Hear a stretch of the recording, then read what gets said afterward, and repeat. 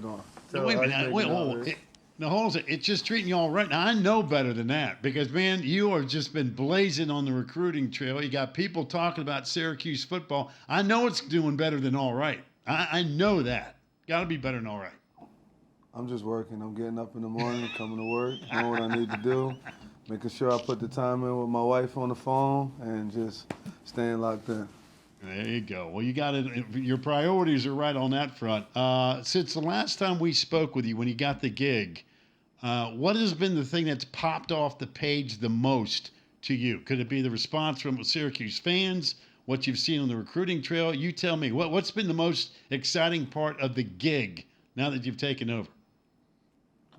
Really, just the community, the fans in the community, just how much they're excited about football, and just some of the responses you get from them. From going out, we do a lot of community service. I want to go to different basketball games, different events. So just to hear them and hear how excited they are, and just want to fulfill their dreams. So I mean, to me, that's the most exciting.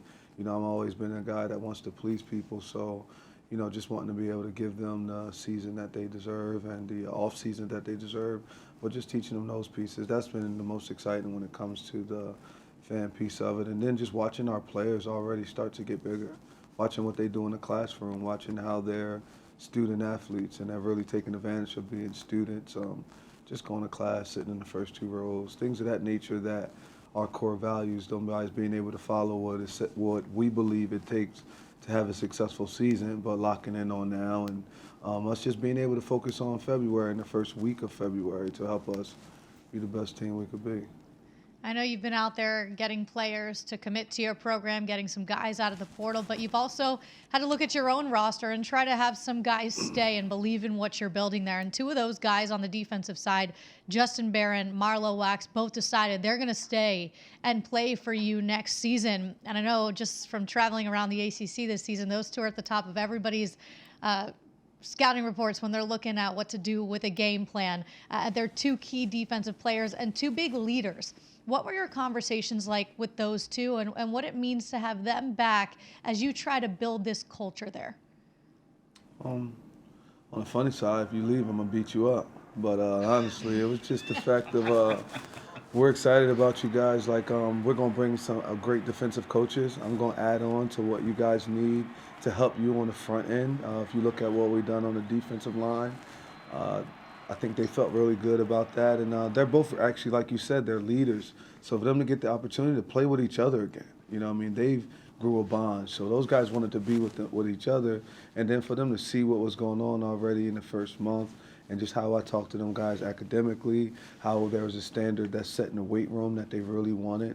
Then we having a chance to just feel like every other college football team in certain areas that they didn't feel it was that way for them, and us being able to fulfill that for them early on, had them wanting to stay, and we're extremely excited. And most of it was really our strength staff. Those guys are doing a real good job, and those boys, both of them are extremely excited in there. This week, they were able to earn their numbers. All we had was our names on our jerseys. And those two guys were able to earn their numbers because of the work they put in the weight room. So it meant a lot to them guys to come back and play together and just show the country who they are and who Syracuse could really be at some point when we get out there to play. Love that. Coach, I know you've been wearing 1,000 different hats as the head coach and jumping into this thing full throttle. Do you have the itch that you can't wait to get to first practice and get on the grass? And have you thought about what that's going to feel like at Syracuse? You think about it, and then I try to go back to what I'm telling the players to do, and just like focus where you are. But definitely have the itch. Can't wait till spring ball starts just to have a chance to put helmets on and just see them out there in helmets, and for me to go out there and be able to just evaluate what I did at the end of the practice. Just want to make sure it's all correct and it's all done. So, definitely have the itch, but also got to go back to mental toughness, be where you are, Fran focus now. I'm just happy, guys, to be honest. I've been out recruiting all these kids all over the country, right? I'm trying to talk to everybody, tell them to come here. Half of them won't come, not even half. 90% of them aren't going to come that we want to talk to. So I wasn't getting a chance to learn my players, and for them to get a good chance to learn and know me. So, that's why I'm happy to be back. This week, to me, is this is the best week since I've been on the job because I'm in the office. The guys can come up to my office, get a chance to go and see them. We get the chance to watch them work out a little bit like that. Get a chance. I'm class checking just so that way I'm able to run across them a little bit more. So I mean, I'm just happy to be on campus, to be around them consistently instead of flying all over the country and then responding back to their text messages and things like that. I want to be able to talk to them and be hands-on. Coach, I know you're worried about what you're doing right now, but for argument, just for this conversation, when we get to that first practice, the first week of practice, it's one thing to be a position coach. It's another thing to be the head coach. And I know that if anybody who's coached at the University of Georgia under Kirby Smart, I know the intensity of a practice. I mean, it is grown men only. We're coming to work. We're going to hit heads. We're going to knock. It's going to be physical. What is your style going to be the first week of practice? Have you conjured up what it's going to be like as the head coach as opposed to a position coach, or does that not matter at all? Oh, that matters a lot. It's going to be the same thing that it was when I was with Kirby Smart. So that's how we're going to practice. Really the same way it was when I was over there with Coach Piano. I thought those dudes were tough. And I mean, if you look at it, God blessed me to be with some good head football coaches because I was with Matt Rule, and he done the same thing, and Kirby Smart and Greg Schiano. So there's only one way I know how to practice, and that's for us to be physical, that's for us to be detailed, and that's for us to compete, coaches and players, all on the same standard. And the standard has been set high, and that's what I'm expecting. I saw what it was, and I know what it's like to go and win a national championship. I know what it's like to be there. So I'm not looking any other way to do it, but to be able to go and do it that way. Like, that's all I want to do. That's what I've learned. That's what I know. So if I was to come here and give them less than what I've been a part of the last 2 years down at Georgia, I would be doing a disservice to this program, and I'm not going to do that. We're going to practice the same way. Also, the role as a head coach is to fill out your staff the way that you want it. Your defensive coordinator is Elijah Robinson, offensive coordinator Jeff Nixon. Explain to us the method to your madness, what they add to your staff that you are looking for in this process. Good husbands, good fathers, just really good dudes. I got a chance to know them and work with them.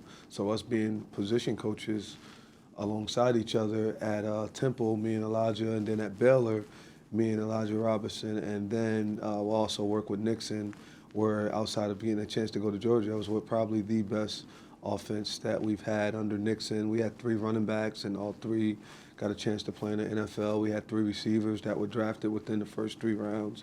So when you're looking at those things and what he was able to do and how we were able to win at Baylor at the moment, and then Elijah Robinson, just everywhere he's going, you know, what he does on the defensive line and what he was able to do at Texas A&M. And if you go back and look at the stats with tackles for loss, run defense, just different pieces of that nature. I mean, he was the D-line coach and did a lot, had a lot of say-so because of being the co-coordinator and assistant head coach. So having a chance to get both of those guys to go along with the other pieces that are on offense. If you really go and take a look at, Mike Johnson was a coordinator in the NFL for 2 different teams. He's the co-coordinator here.